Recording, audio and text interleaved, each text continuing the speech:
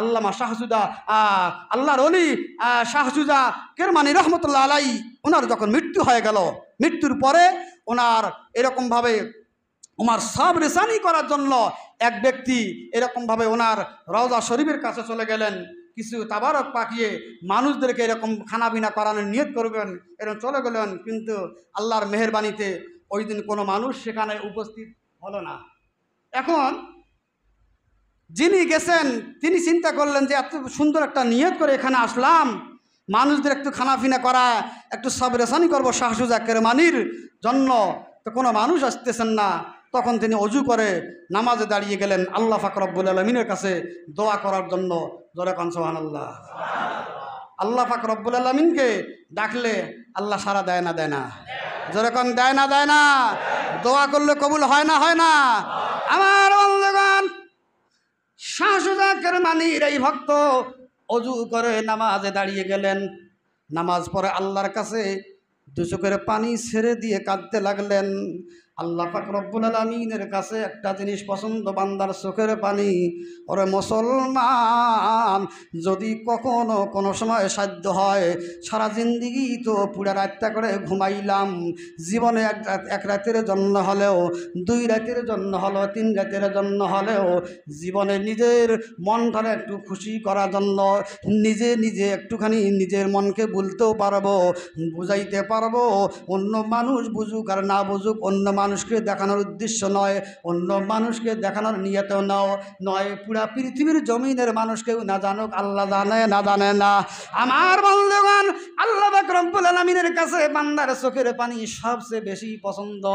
গভীর রজনীতে বান্দা বান্দি যখন বিছানা ত্যাগ করে, অজু ইস্তিনজা করে, আস্তে করে বিছানা ত্যাগ করে, যায় নামাজ দাঁড়িয়ে 2 রাকাত নামাজ কিংবা 4 রাকাত তাহাজ্জুদের নামাজ আদায় করে, চোখের পানি ছেড়ে দিয়ে যখন কান্দে, আল্লাহ পাক রব্বুল আলামিন বলেন, আমার ফেরেশতারা রে, সারা রাত আমার বান্দা ঘুমায়, অন্য অন্য মানুষরা ঘুমায়, হাজারো লক্ষ কোটি মানুষের ভিতর থেকে আমার বান্দা ঘুম থেকে জেগে পবিত্রতা অর্জন করে যায় নামাজ দাঁড়িয়ে 2-4 রাকাত নামাজ আদায় করে, হাজার লক্ষ কোটি মানুষের ভিতর থেকে বাছাই হয়ে আমার বান্দা আমার ভয়ে আরামের বিছানা হারাম করে যায় নামাজে দাঁড়িয়ে আমাকে সিজদা দিয়ে আমার বান্দা চোখের পানি ছেড়ে দিয়ে কান্দে। ওরে ফেরেশতারা, ফালইয়াদহাকু কলিলাও ওয়ালিয়াবকু কাসীরা, আমার ঐশী বিধান মহাগ্রন্থ কোরআনুল কারীমের মাধ্যমে আল্লাহ তাআলা ফেরেশতাদেরকে সাক্ষী রেখে বলেন, আমি আমার ঐশী বিধান মহাগ্রন্থ কোরআনুল কারীমের মাধ্যমে দুনিয়ার মানুষদেরকে জানায় দিয়েছি, বান্দার চোখের পানি আমার কাছে সবচেয়ে বেশি প্রিয়।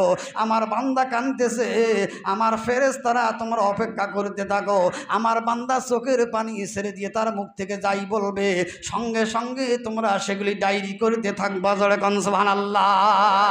আল্লাহ তোমায় ডাকার মতো ডাকতে জানি না,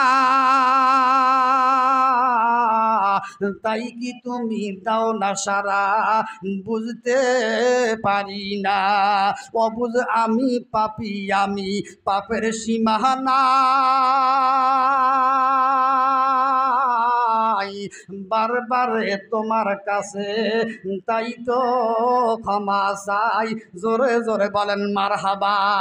আমার বন্ধুগণ, এই সেই কান্না আল্লামা শাহজুদা কেরমানির সেই ভক্ত নামাজ পড়ে দোয়া করতে লাগলেন, আল্লাহ তোমার বান্দার সবরে সানির জন্য আমি একটুখানি খানা পাখি আনছিলাম, ভিক্ষুকদের খাওয়াবো, মিসকিনদের খাওয়াবো, কিন্তু দুঃখের বিষয় একটা মানুষও আজকে এই জায়গায় আসলো না।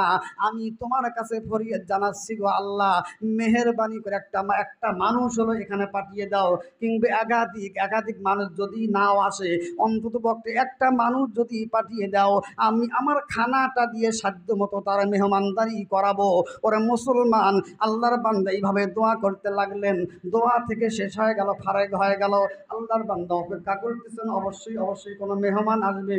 কিন্তু কিতাব প্রমাণ করে অল্প কিছু সময় পার হয়ে যাওয়ার সঙ্গে সঙ্গে সেখানে মানুষের পরিবর্তে একটা কুকুর চলে আসলো। জোরে কোন সুবহানাল্লাহ। ও মুসলমান, আল্লাহর বান্দা দোয়া করছে, আল্লাহ দেখে নাই? জোরে কোন দেখে নাই? আল্লাহ দেখছে, আল্লাহ দোয়া কবুল করেছেন। আল্লাহ তাআলা মানুষের পরিবর্তে কুকুর পাঠিয়ে দিলেন।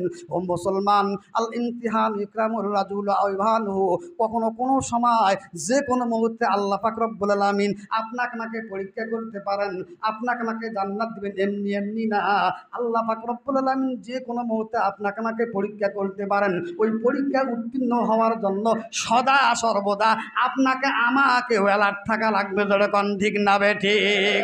আল্লাহর বাংলা যখন কুকুর চলে আসলো, আল্লাহর বাংলা বুঝতে পারে নাই, কুকুরটাকে তাড়িয়ে দিল। আল্লাহর বান্দা যখন কুকুরটাকে তাড়িয়ে দিল, কুকুর হেঁটে হেঁটে চলে যাচ্ছে। কুকুর যখন অদৃশ্য হয়ে গেছে, এমন সময় গাইবের থেকে আওয়াজ আসতেছে, অদৃশ্যের থেকে আওয়াজ আসতেছে, ওরে আল্লাহর বান্দা, মেহমান আসবে, মেহমানকে খানা খাওয়াইবা। এই মেহমান আসার জন্য আমার দরবারে দোয়া করলা, আমি আল্লাহ মেহমান পাঠিয়ে দিলাম। মেহমানকে মেহমানদারি না করাইয়া তুমি কেন মেহমানকে তাড়িয়ে দিলা? আমার বন্ধুগণ, এই আকাশবাণী যখন চলে আসছে, আল্লাহর বুজুর্গ শাহসুজা জার্মানির ভক্ত, তিনিও জবরদস্ত একজন আল্লাহর ওলি, তিনার বুঝতে বাকি নাই, সঙ্গে সঙ্গে আবার সিজদায় পড়ে গেছে। ওগো আল্লাহ, আমার ভুল হয়ে গেছে গো আল্লাহ, আমি বুঝতে পারি নাই। ও মুসলমান, এখান থেকে আপনার আমার জন্য একটা শিক্ষা, যে কোনো ভুল হয়ে গেলে, অপরাধ হয়ে গেলে দুনিয়ার কারো কাছে সালান্ডার না হয়ে ওযু করে আল্লাহ পাক রব্বুল আলামিনের কুদরতি পায়ের মধ্যে সিজদায় পড়ে যাও, সঙ্গে সঙ্গে আল্লাহর পক্ষ থেকে ফয়সালা হয়ে যাবে। জোরে কোন সুবহানাল্লাহ। আমার বন্ধুগণ, আল্লাহর বান্দা যখন সিজদায় পড়ে গিয়ে তওবা করতেছে, ওগো আল্লাহ আমার ভুল হয়ে গেছে, ওরে আল্লাহ আমার ভুল হয়ে গেছে, এরপরে আকাশবাণী আসলো, আর আমার বান্দা তোমার তওবা কবুল করলাম। এই আকাশবাণী পর সঙ্গে সঙ্গে সিজদার থেকে মাথা উঠাইয়া আল্লাহর এই বান্দা কুকুরকে তালাশ করতে লাগলো। জোরে বলবেন না সুবহানাল্লাহ? কুকুরকে তাড়িয়ে দিল, সেই কুকুরকে আবার সন্ধান করতে আল্লাহর বান্দা জমিনের মধ্যে ছুটতে লাগলো। দৌড়াইতে দৌড়াইতে কোথাও খুঁজে পায় না। গভীর জঙ্গলের ভিতরে গিয়ে দেখে কুকুর সুন্দর করে বসে আছে। আল্লাহর বান্দা খানা নিয়ে সেখানে হাজির। কুকুরের সামনে গিয়ে খানা ধরছে। ওরে মুসলমান, 24 ঘন্টা কুকুর কিন্তু ক্ষুধার্ত থাকে, আর 24 ঘন্টা কিন্তু পিঁপড়া পরিশ্রম করে। এই দুইটা অনেক সময় সরকারি পরীক্ষার ভাইবার মধ্যে আসে, যে 24 ঘন্টা কোন প্রাণী পরিশ্রম করে বলো। উত্তর দিতে পারে ভালো অ্যান্সার, 24 ঘন্টা কোন প্রাণী ক্ষুধার্ত থাকে, সরকারি পরীক্ষার মধ্যে ভাইবার মধ্যে আসে। অ্যান্সার দুইটা বলে দিলাম মনে মুসলমান, যে এই কুকুর 24 ঘন্টা ক্ষুধার্ত থাকে, খাবার পাইলে পাগলের মতন হয়ে যায়। ওই কুকুরকে জঙ্গলের ভিতরে পাওয়ার পরে আল্লাহর ওলি শাহসুজা জার্মানির ভক্ত খানা সামনে ধরলেন।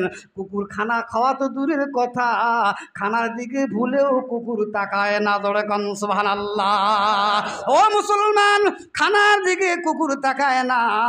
এবার আল্লাহর বান্দাই বুজুর্গ কি করবেন? বুজুর্গ বলতেছে, আল্লাহ তোমার কুকুরের দিকে আমি খানা ধরলাম, কুকুর তো খানা খায় না, খানার দিকে তাকায় না।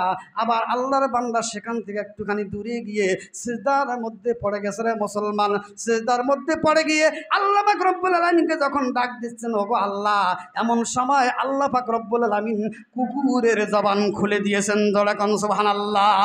আল্লাহর বান্দা সিজদা থেকে মাথা ওঠার সঙ্গে সঙ্গে কুকুরের জবান খুলে দিল। আল্লাহ, কুকুর বলতেছে, আজকে তোমার ভালো একটা জিনিস তোমার, সেটা হলো তুমি আল্লাহর কাছে তওবা করছো, তওবা কবুল হয়ে গেছে।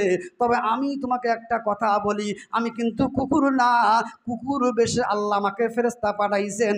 তুমি তওবা করছো, তওবা না করে তুমি মেহমানের জন্য দোয়া করেছিলা। মেহমানের জন্য দোয়া না করে তোমার অন্তরের চক্ষু খোলার জন্য যদি তুমি আল্লাহর কাছে দোয়া করতা, সেটাই হয়তো তোমার জন্য উত্তম কাজ। জোরে কোন সুবহানাল্লাহ। ও মুসলমান, আরো একটা কথা কুকুর বলে গেল, আজ থেকে মউত পর্যন্ত স্মরণ রাখিও, তুমি যে তওবা করছো, তওবা কবুল হয়ে গেছে। তুমি কি নিজেকে তুচ্ছ মনে করছো? এটা অনেক ভালো হয়েছে, অনেক উত্তম হয়েছে। মেটা দো আপনা হস্তি को अगर कुछ मर्तबा चाहो के दाना खाक में मिलकर गोले गोलजार होता है।